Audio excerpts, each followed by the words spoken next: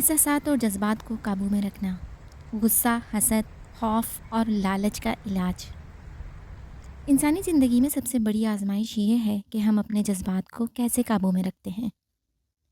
کبھی غصہ ہمیں جلا دیتا ہے، کبھی حسد دل کو تنگ کرتا ہے، کبھی خوف ہمت چھین لیتا ہے اور کبھی لالچ عزت گرا دیتا ہے۔ اسلامی نفسیات ہمیں یہ سکھاتی ہے کہ جذبات ختم نہیں کیے جاتے بلکہ قابو میں لائے جاتے ہیں۔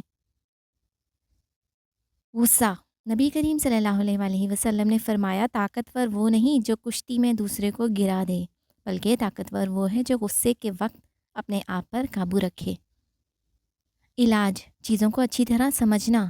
جب آپ کی انڈرسٹینڈنگ بڑھتی ہے آپ کو غصہ کم آتا ہے، آپ میچور ہو جاتے ہیں۔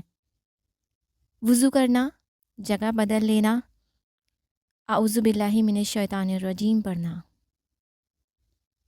حسد، قرآن میں انسان کو مخاطب کر کے فرمایا کیا وہ لوگوں سے اس چیز پر حسد کرتے ہیں جو اللہ نے انہیں دی؟ حسد دل کو کھا جاتا ہے جیسے آگ لکڑی کو۔ علاج، دوسروں کی نعمت دیکھ کر ماشاءاللہ کہنا، شکر گزاری کی عادت ڈالنا، اپنی زندگی پر فوکس کرنا، دوسروں پر نہیں۔ خوف، کبھی ہم مستقبل کے ڈر یا لوگوں کے خوف میں جکڑ جاتے ہیں۔ قرآن کہتا ہے یاد رکھو اللہ کے دوستوں کو نہ خوف ہوگا نہ غم۔ علاج، توکل علی اللہ، اللہ پر بھروسہ، دعا اور اذکار پڑھنا، چھوٹے چھوٹے قدم لے کر ڈر کو کم کرنا۔ لالچ، نبی کریم صلی اللہ علیہ وآلہ وسلم نے فرمایا اگر آدمی کے پاس سونے کی 2 وادیاں ہوں تو وہ تیسری چاہے گا، یعنی لالچ کبھی ختم نہیں ہوتا بلکہ انسان کو غلام بنا دیتا ہے۔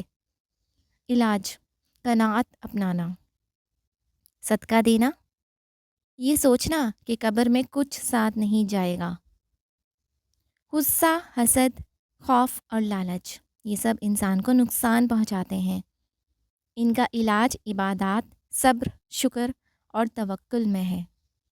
جس نے جذبات پر قابو پایا وہی اصل کامیاب ہے۔